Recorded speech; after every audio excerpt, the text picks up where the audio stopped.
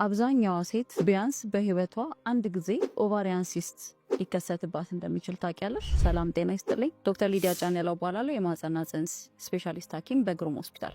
ኦቫሪያን ሲስት ምንድነው? አንዲት ሴት ልጅ ስትወለድ ሁለት ኦቫሪ ይዛ ነው የምትወለደው። የዚህ ኦቫሪ ወይም እንቁላል ማምረቻ ዋና ስራው ምንድነው? እንቁላልን ማምረት፣ ዝግጁ በሚሆንበት ሰዓት ደግሞ እንቁላልን ወደ ቱቦ ማስተላለፍ ነው። አንዳንድ ጊዜ ግን በዚህ ዑደት ላይ ችግር ሊመጣ ይችላል። ለምሳሌ እንቁላሉን አምርቶ አለመልቀቅ ሊሆን ይችላል። ወይም ደግሞ ከተለቀቀ በኋላ ደግሞ ተመልሶ ተዘግቶ ውሃ ማጠራቀም ሊሆን ይችላል። ኦቫሪያን ሲስት ስንል በአጭር አገላለጽ ውሃ የቋጠረ ከረጢት ማለት ነው።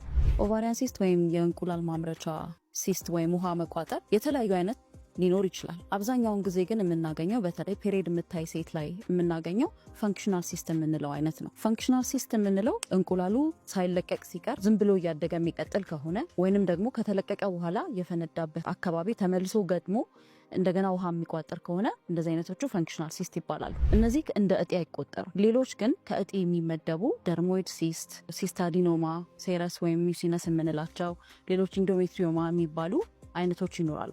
እነዚህ ከእጢ የሚቆጠሩበት ምክንያት ምንድን ነው? ከኖርማል የፔሪድ ወይም የወር አበባ ዑደት ጋር የተገናኘ ስላልሆነ ነው። ምን ያህል ሴቶች ለኦቫሪያን ሲስት ተጋላጭ ይሆናሉ? አብዛኛው ሴቶች ቢያንስ ሁሉም በሚባል ደረጃ በህይወት ዘመኗ አንድ ጊዜ ኦቫሪያን ሲስት ወይም ደግሞ የእንቁላል ማምረቻ ውሃ መቋጠር ሊያጋጥማት ይችላል። ይሄ ማለት ግን ሁልጊዜ እጢ ነው ማለት አይደለም። ተጋላጭ የሚያደርጓቸው የተለያዩ አይነት ምክንያቶች ይኖራሉ። አንደኛው አለመውለድ ሊሆን ይችላል። አብዛኛው ደግሞ ፔሪድ የምታይ ሴት ደግሞ ለዚህ ነገር ተጋላጭ ትሆናለች። ጥናቶች እንደሚያሳዩት ከሆነ ከ15 እስከ 30% የሚሆኑ ሴቶች ላይ ይከሰታል ተብሎ ይታሰባል። አሟቸው ወይም ደግሞ ምልክት አሳይተው ከመጡት ሴቶች ውስጥ ደግሞ እስከ 80% ድረስ ያሉት ላይ ሊከሰት እንደሚችል ጥናቶች ያሳያሉ። ምልክቶቹ ምንድን ናቸው? ምልክቶቹ አብዛኛውን ጊዜ ላይኖሩ ይችላል፣ ግን አንዳንድ ጊዜ የሚኖሩ ምልክቶች ይኖራሉ። እሱም ምንድነው? ህመም ሊሆን ይችላል፣ ሆድ የመንፋት ወይም ደግሞ የማበጥ አይነት ስሜት ሊሆን ይችላል። አንዳንድ ጊዜ እንደ ሁኔታው እንደ ሲስቱ አይነት ፔሪድ የማዛባት ነገር ሊኖር ይችላል። ኪሎ የመጨመር ወይ የመክሳት ነገር፣ ቶሎ የመጥገብ፣ የሆድ የመንፋት አይነት ነገሮች ሊኖሩት ይችላሉ።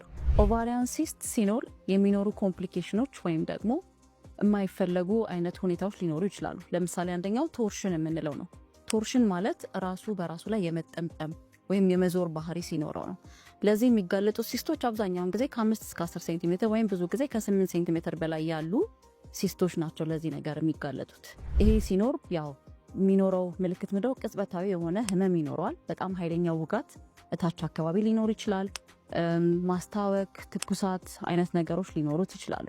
ሌላኛው ደግሞ ኮምፕሊኬሽን ሲስት ራፕቸር የምንለው ነው። ወይም ደግሞ ሲስቱ በጣም ያድግና መጨረሻ ላይ ካቀሙ በላይ ሲሆን የመፈንዳት ነገር ሊኖረው ይችላል። ይሄም ሲኖር የሚኖረው ቅጽበታዊ የሆነ ህመም፣ ማስታወክ፣ ትኩሳት አይነት ነገሮች ናቸው የሚኖሩት።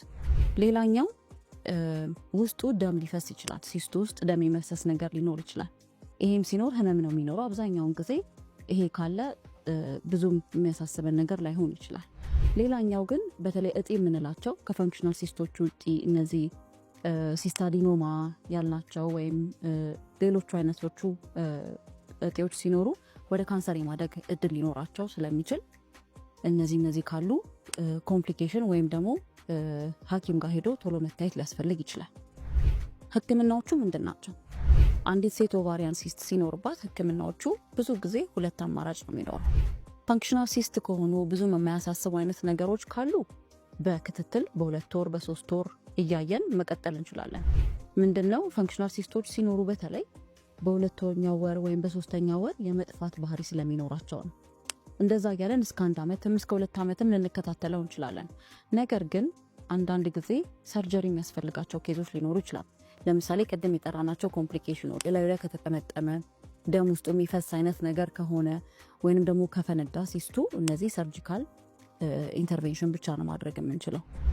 ሌላው ሰርጀሪ የሚያስፈልጋቸው ነገሮች ደግሞ የካንሰር ምልክቶች የሚያሳይ ከሆነ ወይም የምንጠረጥር ከሆነ ደርሞይድ ሲስት የምንለው አይነት ከሆነ ወይም ለረጅም ጊዜ ተከታትለ ነው 1 ዓመት ሊሆን ይችላል 2 ዓመት ተከታትለ ነው የማይጠፋ አይነት ከሆነ ሳይዙ እየጨመረ የሚመጣ ከሆነ እነዚህ ወይም ሌሎችም ተጨምረው ወደ ሰርጀሪ ሊያስኬደን ይችላል። አንዲት ሴት ኦቫሪያን ሲስት እንዳለባት በምን ማወቅ ትችላለች? ብዙ አይነት አማራጮች ይኖራሉ። ብዙ ጊዜ ሐኪም ጋር ከቀረብሽ በኋላ በሚደረጉ የተለያዩ አይነት ምርመራዎች ማወቅ ይቻላል። ፊዚካል ኤግዛሚኔሽን የሚባል ወይም ደግሞ በማየት የምናየው ነገር ሊኖር ይችላል። በመንካት በመዳሰስ የምናየው ነገር ይኖራል። ሌላኛውና ዋነኛው ግን ሁልጊዜ የምንጠቀመው ነገር አልትራሳውንድ ነው። አልትራሳውንድ ሁልጊዜ በሚባል ደረጃ ኦቫሪያን ሲስት እንዳለና እንደሌለ ይነግረናል። የአልትራሳውንዱ አይነት በሆድ ላይ በሚታይ ሊሆን ይችላል፣ ወይም ደግሞ በማህፀን ውስጥ በሚገባ አልትራሳውንድ ሊሆን ይችላል።